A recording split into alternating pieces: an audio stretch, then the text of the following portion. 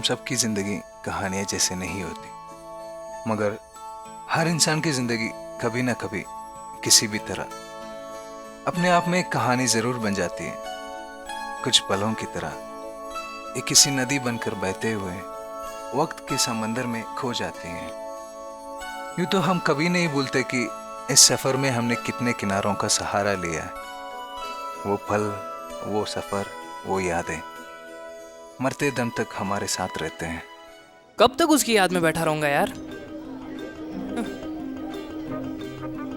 माना क्यों मुझे पसंद नहीं करती।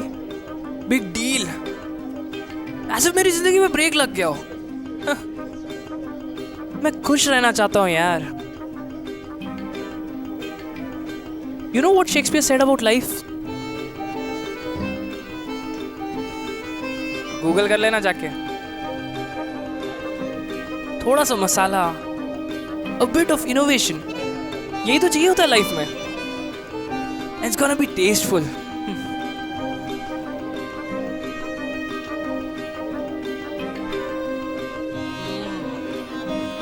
Sometimes it's not so tasteful.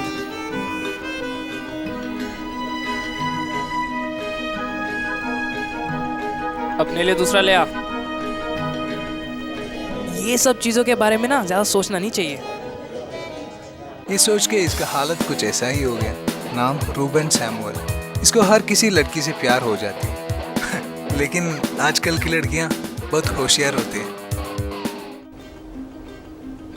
क्या बकवास है। उनका बस चले तो लोगों पर सींग लगा के घुमाए। क्या मुझे पता नहीं उनके बारे में? आजकल पढ़े लिखे लोग स्टेशन पर भीख मांगते हुए मिल जाएंगे, तो क्या हम सबकी बात मानते चले जाएं? ऐसे हालातों में देश को टॉप पर पहुंचाने की बातें करते हैं। क्या यही है इंडिया की सबसे बड़ी प्रॉब्लम? जिनके पास पैसा है उनके पास तो ज़रूर होगा, जिनके पास नहीं है आजकल उनके पास भी दिख रहा है। तो क्या इनमें कोई फ़र्क ही नहीं?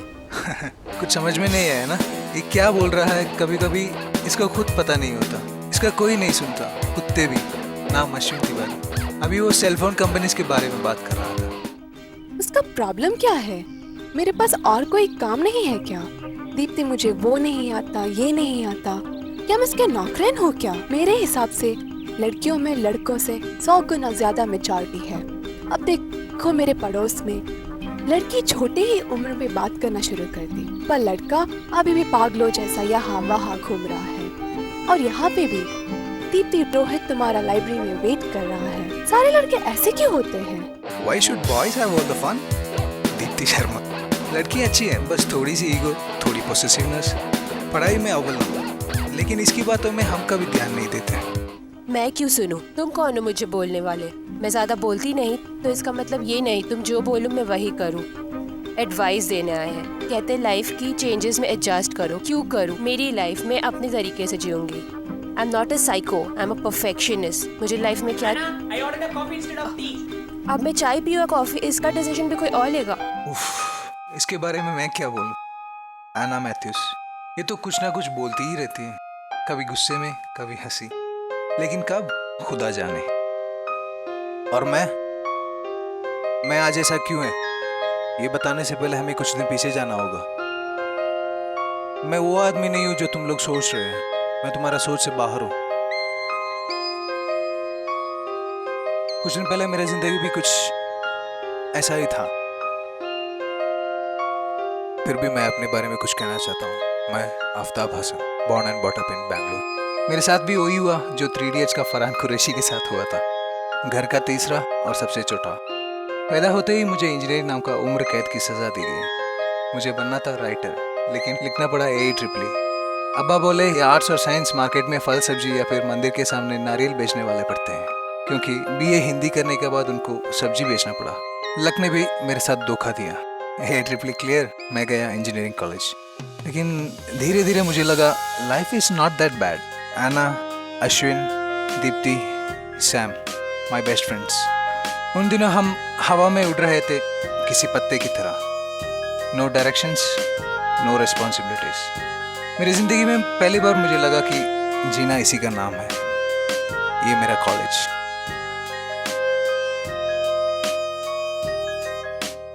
यहाँ जीने का मज़ा कुछ और ही था।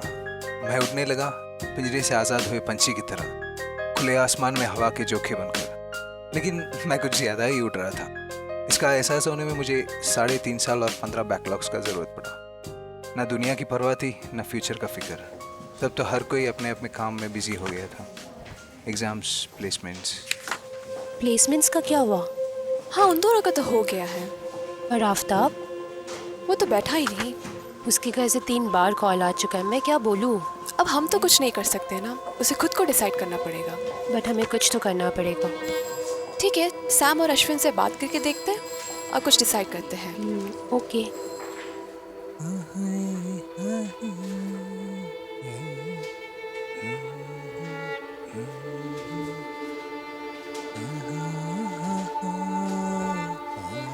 इस असाइनमेंट का क्या लेना देना प्रोजेक्ट से?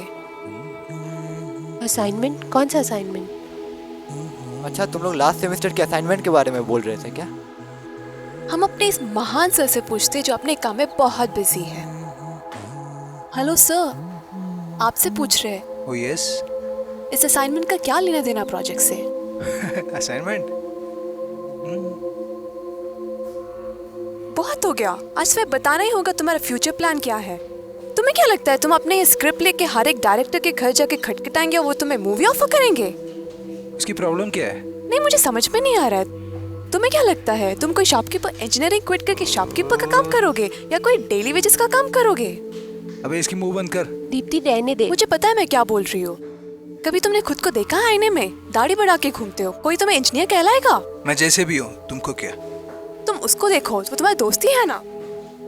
अबे तुमसे कितने बार बोला दाढ़ी बनाने? अरे मैं क्यों दाढ़ी बढ़ाऊं यार, बिना दाढ़ी का अच्छा लगता हूँ। ये मजाक नहीं है, बहुत हो गया, मुझे यहाँ और नहीं बैठना। दीप्ति, अश्विन रोक उसको। जा जा, अभी उसको संभाल। अरे यार, सैम का काम मुझे ही करना पड़ेगा। जाके मरो। What's wrong with you? तुम्हें लिखने का इतना शौक क्यों है? पूछना आसान है, जवाब देना उतना ही कठिन। मुझसे पूछते हो मेरा लिखना क्या है? ये कुछ शब्दों की एक अपनी ही दुनिया है, जहां हर शब्द एक बढ़ते हुए बच्चे की तरह है, जमीन में बोए हुए किसी बीज की तरह है। हर शब्द एक आवाज है ऐसी जो खामोश रहकर सोचने पर मजबूर कर दे।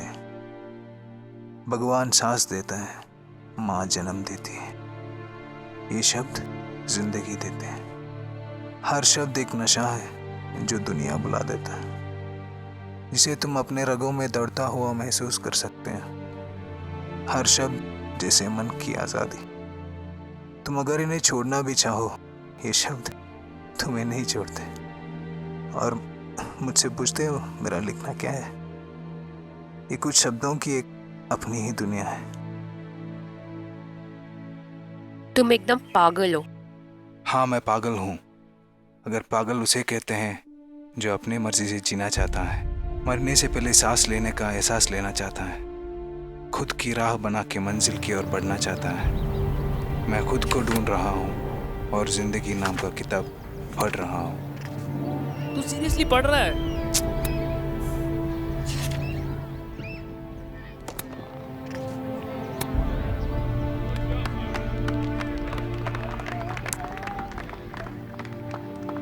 पढ़ने दे यार।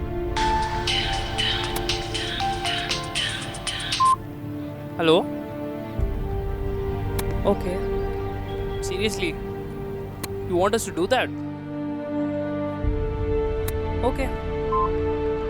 दीप्ति का कॉल था क्या? अच्छा, उसने प्लेसमेंट के बारे में कुछ बोला है? तेरा हो गया।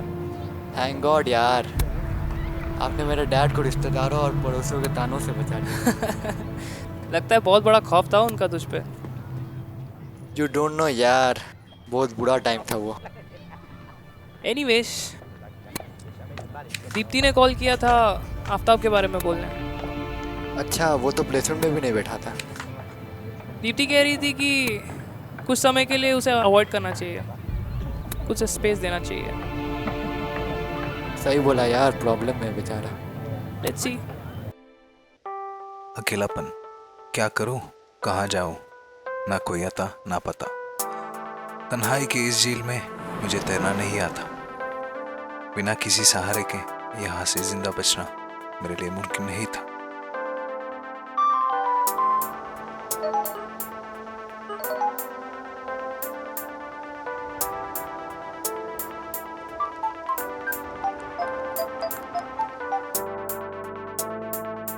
When the question was about me and us, I had to give up. मुझे हार मानना पड़ा। ओए सुन, ये जरा बता।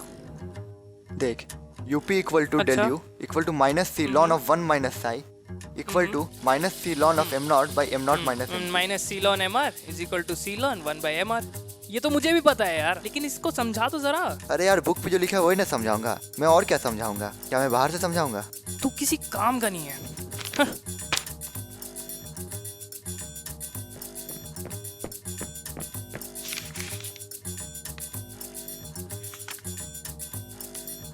ओ तेरी।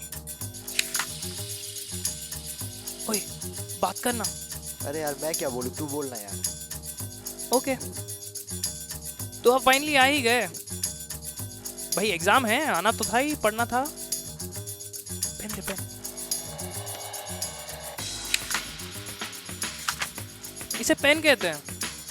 अब इससे एग्जाम लिखना होता है यार, नंबर चाहिए होता है एग्जाम में, लिखना तो पड़ेगा ही, तो नंबर कैसे आएगा? Sketch pen, sketch pen.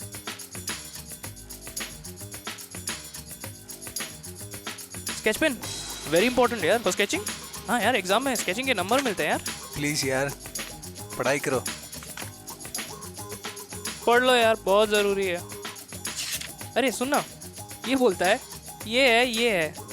अब ये तो हमें भी दिख रहा है कि इसमें ये है, समझ में भी तो कुछ आना चाहिए।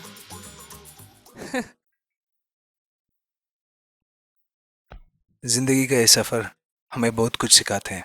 हंसते रोते गिरते संभलते मैंने भी कुछ सीखा है, लेकिन जो कुछ भी सीखा मेरे दोस्तों ने सिखाया।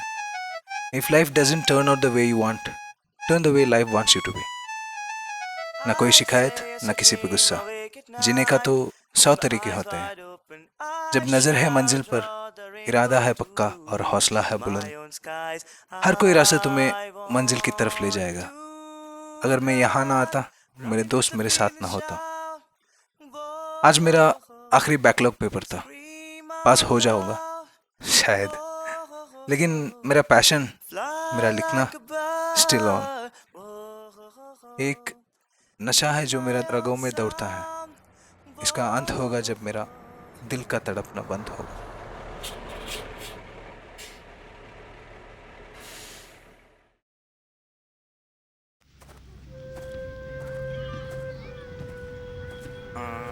हेलो, मैं आफ्ताब बोल रहा हूँ।